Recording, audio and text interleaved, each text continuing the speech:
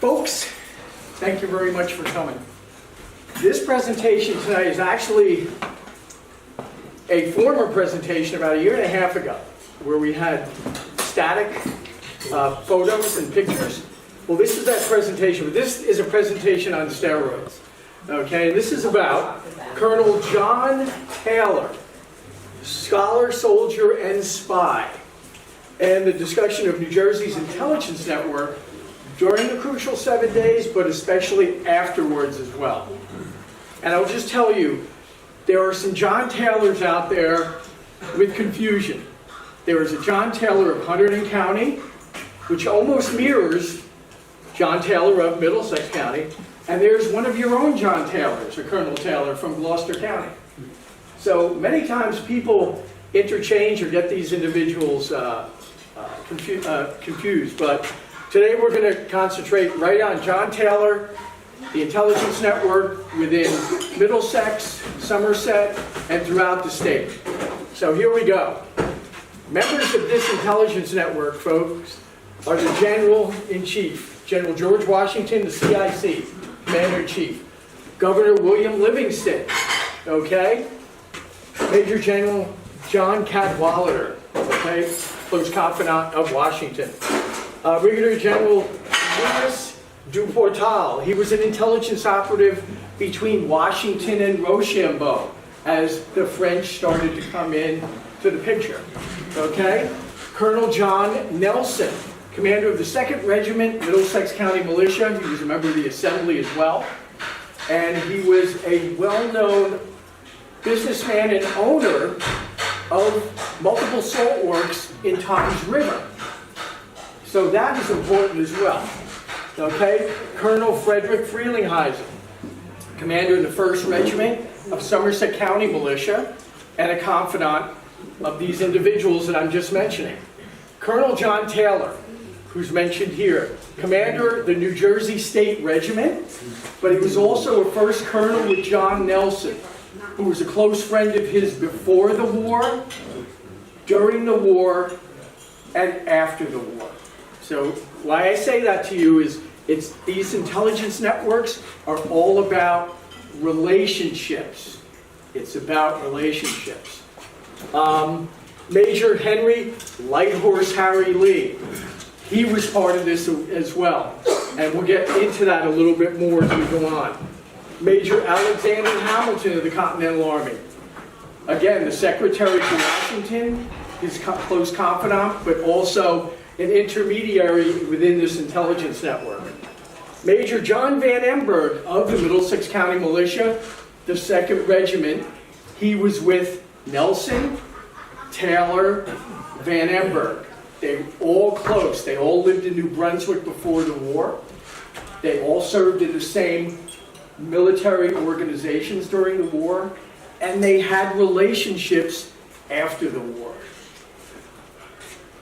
Additional members, Captain James Sherman, the Middlesex County Militia. Why is he important? Remember I said in the beginning here that John Taylor was a scholar? He was a tutor and instructor at Queens College before the war. James Sherman was one of his first students to graduate at Queens College. Captains Asher and Nathaniel Fitz-Randolph. And we have a new member that has a Fitz-Randolph connection. Can be proud of those Fitz-Randolphs. We'll get into that a little bit later. They had their own intelligence ring going on in Woodbridge and in what is now Edison. The Captain Adam Hyler of the Middlesex County Militia. He was a privateer and a militia officer. He almost mirrored, and you know this name, Captain Joshua Huddy. He mirrored Huddy on the northern part, up in Amboy, Staten Island, where Huddy was more working down into Monmouth County and down into the lower shore regions, but they both knew each other. They both knew each other. The Mercereau spy ring. I don't know if anybody's ever heard of that, the Mercereau or Mercerol family. They were a spy ring that worked out of Staten Island. We have quite a bit of correspondence between Washington and his officers, between the Mercereaus, that they were gaining and bringing information over from Staten Island constantly to Washington when he was in Jersey and when he was up in New York about what was going on, okay, about the fleet, the size of the troops, the movements, how many ships, names of ships, what was going on. He was passing this on to Taylor and his intermediaries. And there were quite a few members of his group, and there were even more individuals that we're finding out as we go along, as we uncover more information, we're finding out more names. Captain Joshua Huddy, as I just mentioned, mirrored his counterpart, Adam Hyler. Captain Henry Guest, if you've ever been to New Brunswick, you might have heard of the Guest House. Captain Henry Guest was a businessman, but he was also a loyal member of the Middlesex Militia and harassed the British while they were in New Brunswick and many months afterwards. And he and his people within New Brunswick and within Middlesex County were gathering constantly information about the Tories and about British static troops. Major Samuel Hayes, he was up in Elizabethtown, which is now Elizabeth in Essex County, but he was providing information coming over from Staten Island. He was siphoning that information, again, to Taylor and to Washington. Adam Banker, he was an intelligence operative for the Mercer Row Spy Ring. He was very, very important. He was a businessman, he had a lot of contacts, and he had the favor of the British as well. While not a double agent, he had the favor and he was able to bring more information back and forth. So it's very important. But these are the members of the spy ring. The Fitz-Randolph family intelligence ring out of Woodbridge and Staten Island. I'll give you a quick overview. The Fitz-Randolphs were a family that had been in New Jersey quite a long time. They were embedded in the Woodbridge and Perth Amboy area. They had ferries. They ran ships. They ran ferries back and forth between Staten Island, and they knew the shipping routes. They were devout patriots. During the war, information was coming back and forth through the Fitz-Randolphs, being handed off to Washington, being handed off to Taylor, being handed off to John Nelson, all in that Brunswick, Middlesex, Somerset County area, and into now Elizabethtown. The Fitz-Randolphs, and here's something interesting.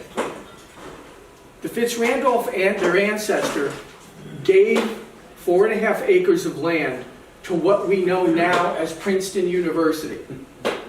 They gave the first 4.5 acres of land. The reason I say that is because of the Fitz-Randolphs. As we go on into this, you'll see the relationship between the Fitz-Randolphs and all these other individuals. Again, everybody in this intelligence network during the Revolution, they had prior knowledge of their families and one another. That's what made it work so well. And I will tell you this, that John Taylor, in 1782, when he was not fighting the British, and when he was not protecting Queen's College from the British, and teaching his students, because he was doing this all throughout the war. He was fighting Tories, fighting the regulars, and keeping the school alive. He would eventually marry a daughter of Jeremiah Fitz-Randolph, related to these other Fitz-Randolphs, Jeanette Fitz-Randolph, in 1782. Do you see again the relationships? Everybody stayed close. Now I put in here about a counterintelligence or the Tories, all right, the loyalist double agents. Because for every person we had who was providing intelligence, the Tories had also. They had mirrors. One of the most important Tory spy rings was the Hatfield family from Elizabethtown and from Springfield, which is now in Union County, but was in Essex County at that time. And there were many family members. I'm not going to go through all of them, but two of the most devout and I will say dastardly Tories was John S. and Cornelius Hetfield Sr. These men were part of Cortlandt Skinner's New Jersey Volunteer Loyalists, okay? They had come into after New Jersey had declared its independence, they moved over into Staten Island, okay? Then they came back with a vengeance, because Cortlandt Skinner had raised 6 battalions of these loyalists from New Jersey. And why is that important? They just did not provide him with information, intelligence information, but now they're going to go back to New Jersey and they're going to seek reparations. Okay, they've been pushed out of the state, now they're coming back. They know who the patriots are, and there will be retributions. And these 2 individuals, while providing major intelligence, were 2 of the most dastardly, I would say, Tories known throughout New York and New Jersey. Here's a map I put together of New Jersey, and the reason I show you this is the intelligence community relied upon information getting to locations. A few ways that you do this is not, well, number one, it's not just on horseback.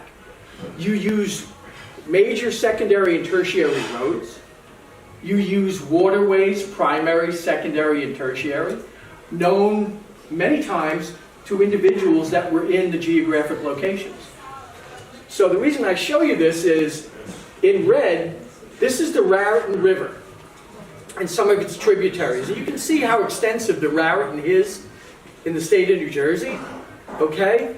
This was one of the main focuses and uses that this intelligence network embraced during their time, because they knew these waterways, and off of those waterways were additional tertiary waterways that they knew, because these individuals lived in these areas.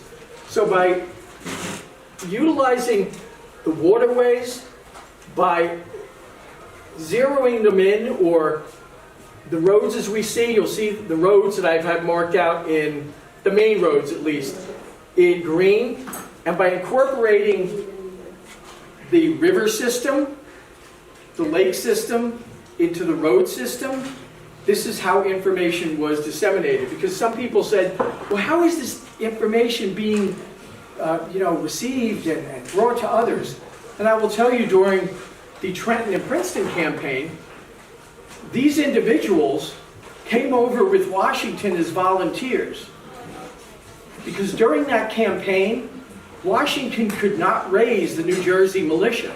He asked for the New Jersey militia to help him, and the New Jersey militia was sitting back saying no.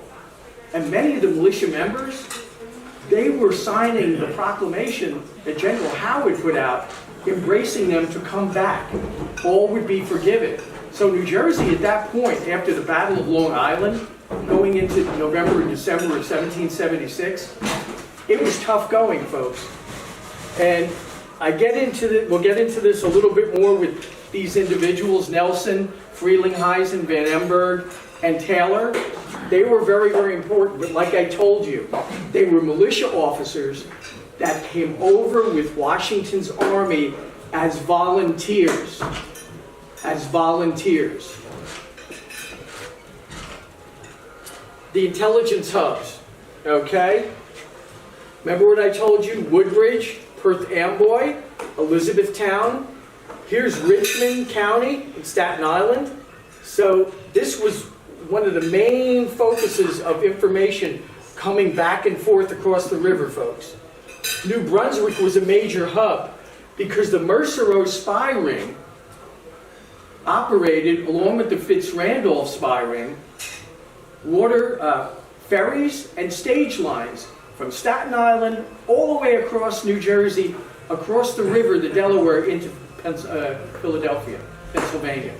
So again, information was crisscrossing that way because these stage lines and waterways and ferries had been used decades prior by these families. So everything was in place as far as intelligence gathering and the dissemination of information. Because we all tend to think of the revolution as it just popped up and things were just put in place quickly. No.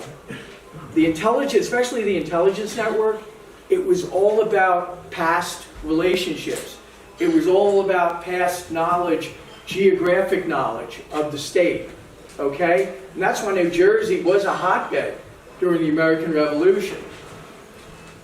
And let's see, I'm going to go back here. Remember what I told you about some of these individuals? Here's the New Brunswick connection. Colonel John Nelson, he was a business owner and a member of the General Assembly, while being a militia officer. Major John Van Emberg was a business owner and merchant in New Brunswick. And Colonel John Taylor was a tutor and instructor at Queens College. He was a graduate of Princeton. And Frelinghuysen was there at Queens College before him.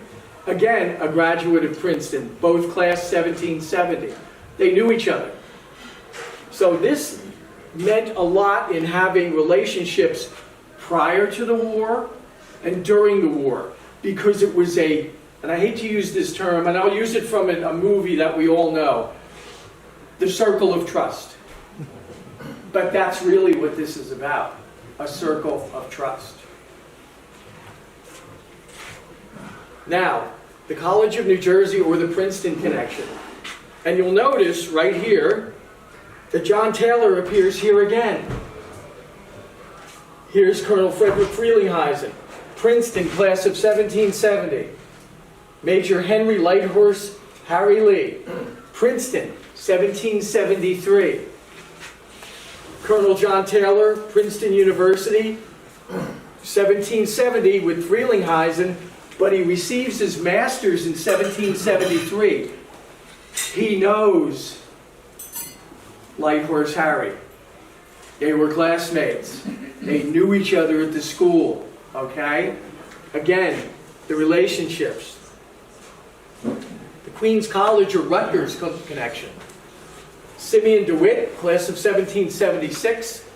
He would take over as a geographer for Washington, Continental Army, but he was a graduate, 1776. But he was also a confidant of John Taylor. James Sherman, as I mentioned before, class of 1775. He was a lieutenant in John Taylor's militia company under Colonel Nelson. Frederick Frelinghuysen, tutor and instructor at Rutgers. Do you see? They all knew one another, the relationships.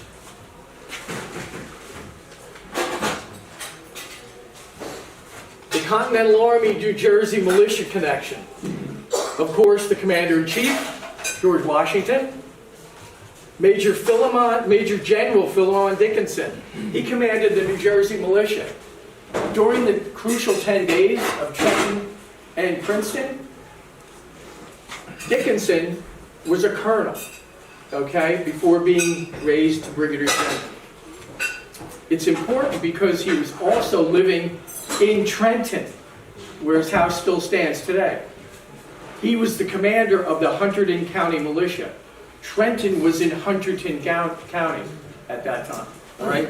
There was no Mercer County, okay? Philemon Dickinson knew Washington prior to the war, because Washington, in his diary, even states that he is in New Jersey in the mid 1760s into 1770s, and he meets with Dickinson, he meets with the Frelinghuysen's, he meets even with Governor Franklin, okay, in the area, and he meets with the Merceros.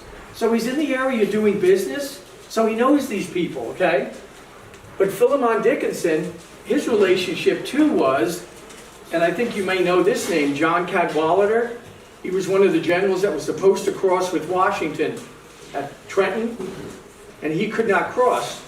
Well, they were related by blood. So again, the relationships are there. John Nelson, again, Middlesex Militia, and again, Lieutenant Colonel John Taylor. And the reason that I put Taylor here again is the fact that Philemon Dickinson, throughout the war, relied on Taylor. And we found in the New Jersey archives listings that John Taylor was the aide-de-camp on several occasions to Philemon Dickinson, because Dickinson knew of Taylor during the Trenton and Princeton campaign, and he knew he could rely on him. All right? Here's the intelligence network that I tried to put together a little bit, just to let you know the relationships here. But you'll see that, of course, the top of the mark is the Commander-in-Chief, Washington. But you'll see how it spiders out to all of these individuals.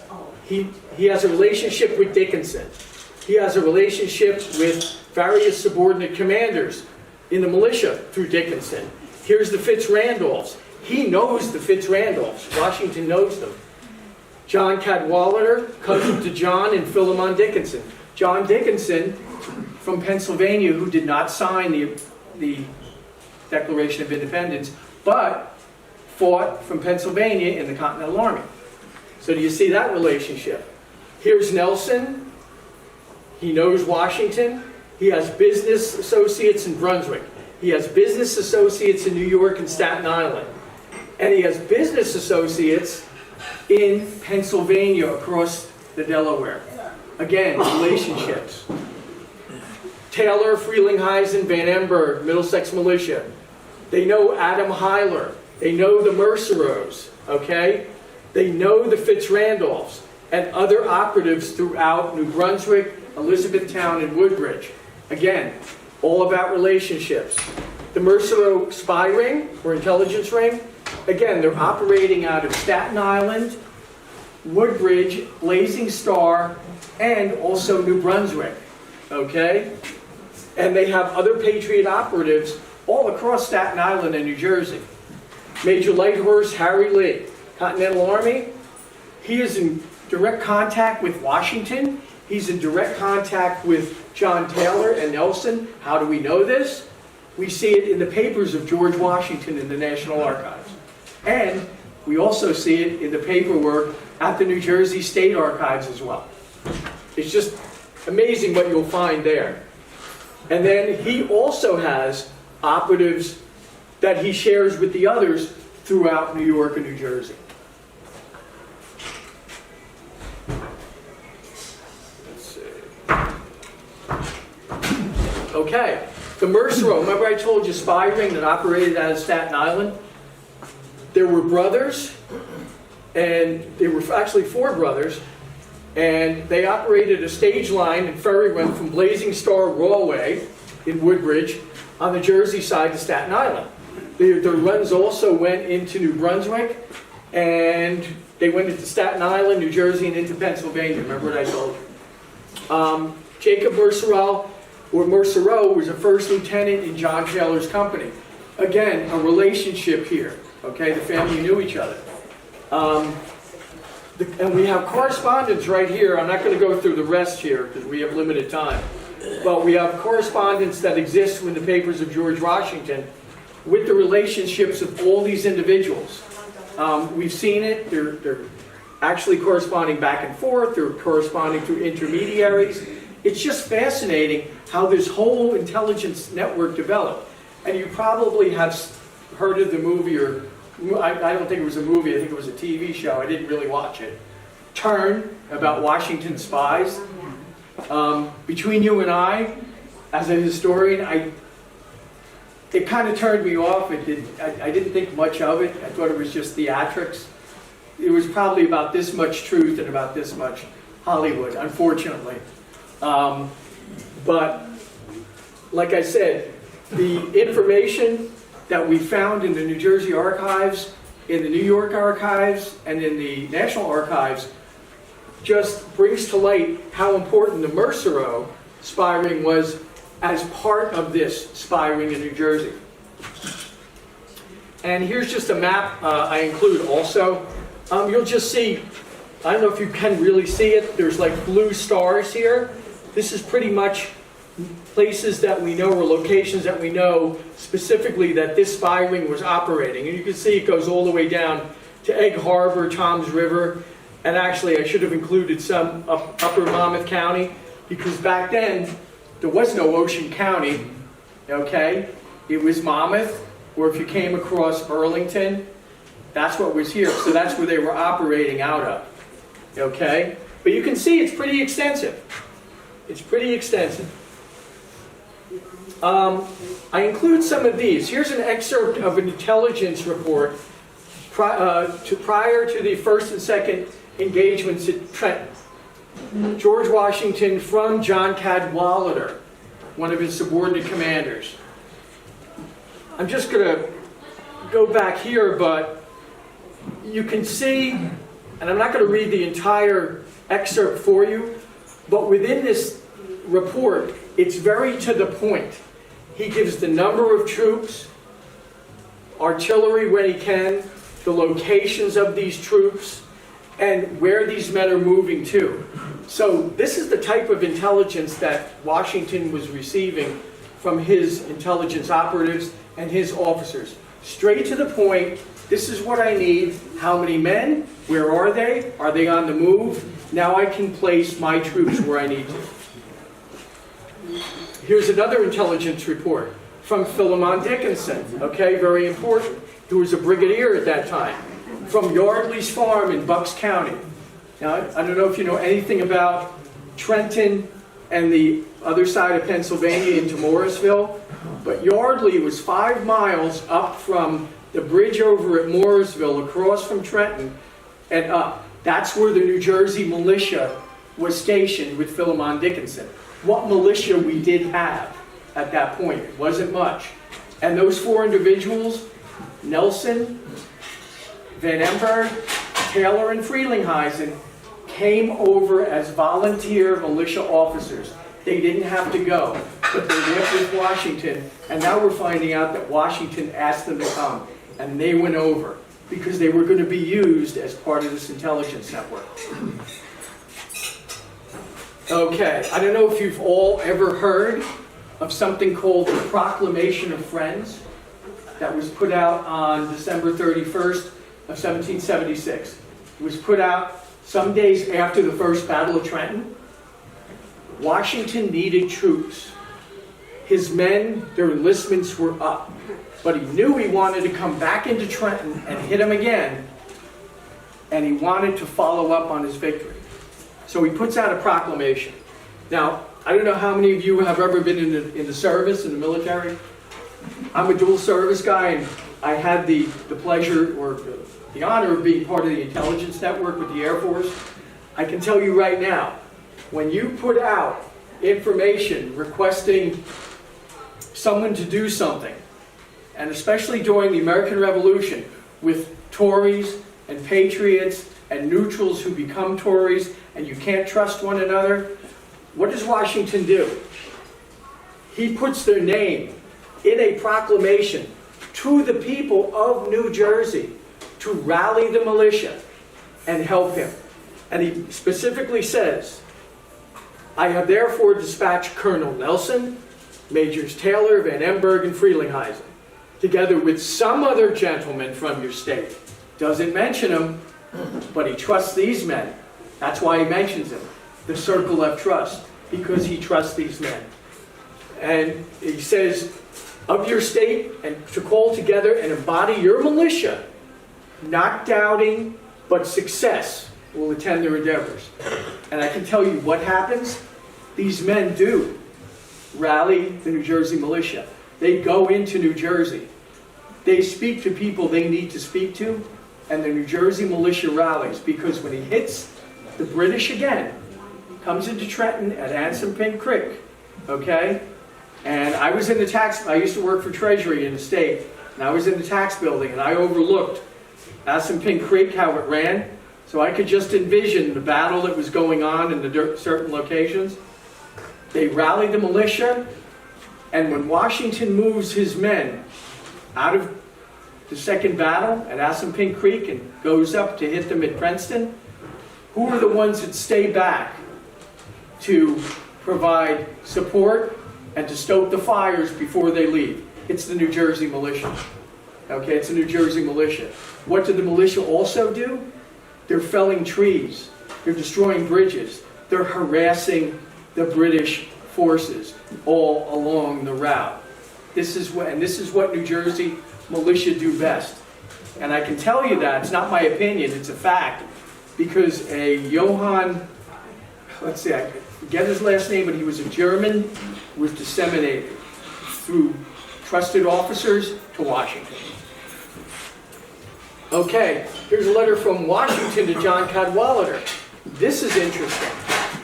He says, on December 31st, a very intelligent young gentleman has returned just now from Princeton. Prior to this, he dispatched a proper, this is what he says, a proper person over the river to gain intelligence. Because this is when he's going to hit them now, the second battle at Assunpink Creek. But he mentions an intelligent young gentleman. Well, I've been privy to go through some papers in the New Jersey State Archives, and I found additional information which leads us to believe that that intelligent young gentleman who was a graduate of Princeton University, who received his master's from Princeton University, may have been the one and only John Taylor. Remember what I told you, he's not a regular officer for the Continentals. He's a volunteer militia officer with the Continental Army, okay? So he is free to go back and forth.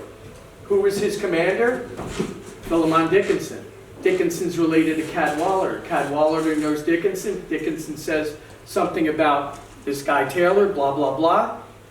But the information that we're finding more and more gives credence to this. We haven't found anything yet that mentions him by name, and I can tell you right now, we probably won't. Because a lot of information that does go out is a one-time read to a commander. Read, destroy. Read or pass on once, destroy. But we're lucky enough to have the information that we did find in the National Archives and the State Archives here in New Jersey. Okay, and here's something interesting. December of 1777, that's a crucial date because that month, Washington's army moves into Valley Forge, okay? This is dated December 15th, 1777. Abstract of Rolls, New Jersey Archives, intelligence account.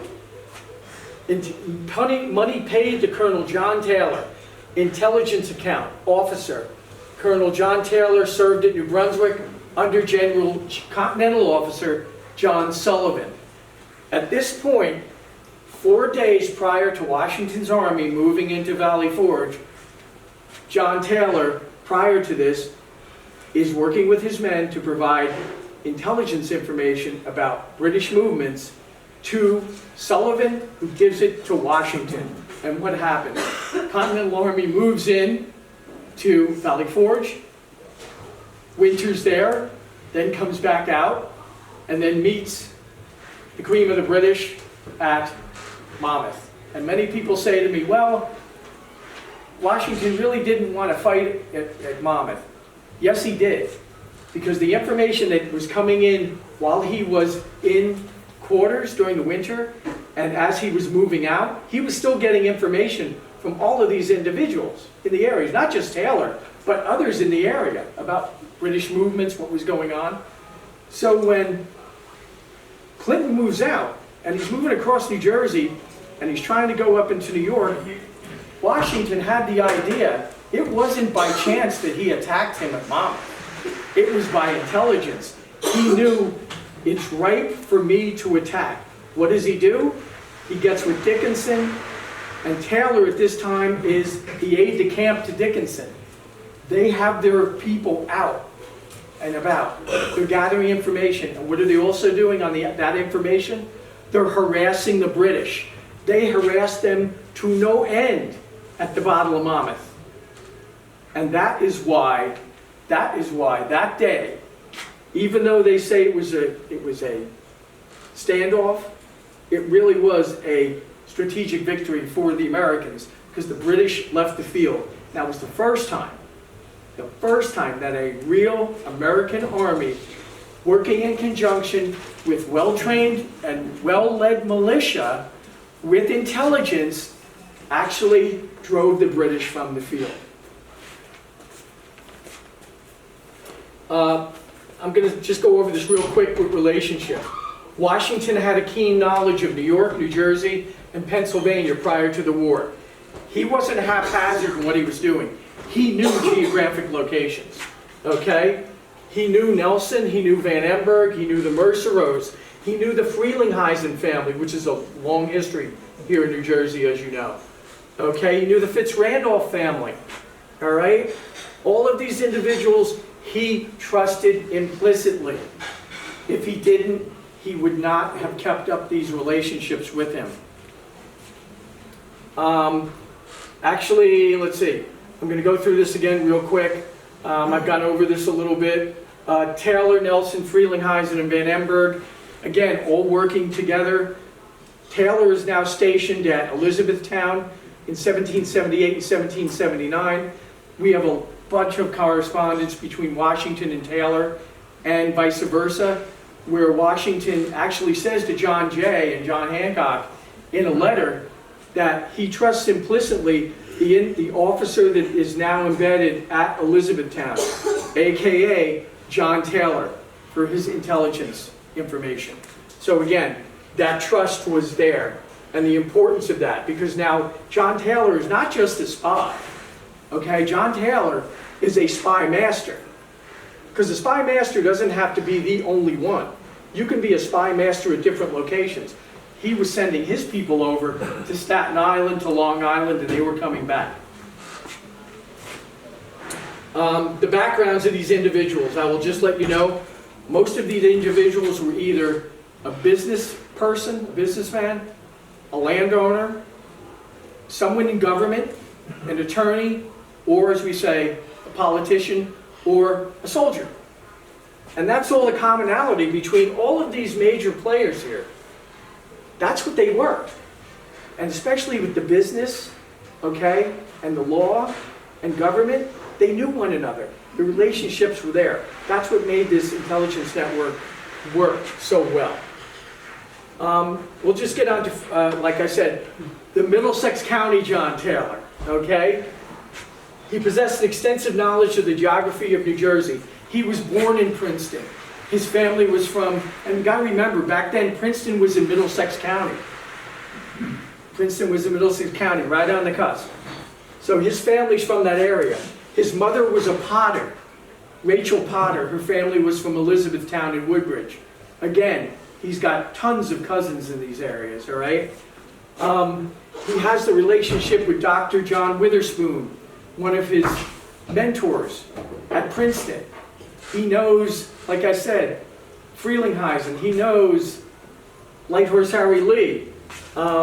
He's mentioned in various correspondence from high-ranking officers about what he's doing.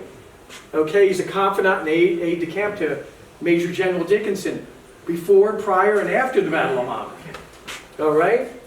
And he's appointed by Governor Livingston to head the New Jersey State Regiment. It was a regiment of levies, which actually supplemented the Continental troops. That's what levies did. So he's actually appointed commander. But then again, he writes a letter to Governor Livingston while he's engaged in this intelligence operations, where he says, the men that I have, 80% or more of the men that he has are sick and dying and malnourished. As commander of the state regiment, and he ticks some people off doing this, he sends most of the men home. Now, the reason I tell you this, it gives you a background of who the man really was. He cared about those men that served with him and served under him. So he sends most of the militia home. And he writes that letter. And he said, I need regular troops. I need detailed militia that are not ill, that are provisioned. Most of his men don't even have weapons. And they're dying, laying on straw, lice-ridden, and they're dying. He says they might as well, I'm sending them home, they might as well die with their families. So it tells you a little bit about the man. Okay? One other letter that I found as well. In about 1780, Adam Hyler and individuals such as Joshua Huddy are raiding along the coast. Especially Adam Hyler. His people are raiding in Staten Island and Long Island. But they're not just raiding Tories. they're attacking neutrals who want nothing to do than just live out their life. Well, he gets information from his intelligence network that this is happening. He writes a letter to William Livingston in which he says that he will stand alone against marauding bands of pseudo-military boatmen who are raiding defenseless population of New Jersey and New York. He says in that letter, and it's in the Livingston Papers, you can find it at Rutgers University, you can find it in the archives. He says to Livingston, I will stand alone, and I will fight them. Now this is interesting. He's saying he's going to fight against Adam Hyler, another patriot. I'm going to give you this information. He was captured in 1776, John Taylor. He was imprisoned in the First Presbyterian Church in New Brunswick. And you know who freed him? Adam Hyler. And his militia came and freed John Taylor. But again, Taylor is true to his convictions. He cares about people. Russ, we have to sum, we're running out of time. Okay. So we have to sum it all up. Got it. Give me some questions. Give me a few questions. Very simple. One thing I noticed, a lot of these people are graduating college, probably at best age 18, and 2 years later, they're major factors in the war. Young men, elder men. Mm-hmm. Absolutely. It's amazing what they did. It's just, when I looked at this, it was amazing what they did. Anything else? Who were the pseudo-military boatmen? Were they It's a nice way of saying pirates? the marauders. Okay. You've heard of the term skinners and cowboys? Skinners were Cortland Skinner's Tories. Okay. Cowboys are just vagabond militia, usually just taking from anyone, selling to the British, because they're the ones that have the cash. Yep. Yes. Anything else? I wish I would have had like about an hour, because I did one at Cedar Bridge, and because there's so much to discuss with these folks. But another day, another time. Russ, thank you very much.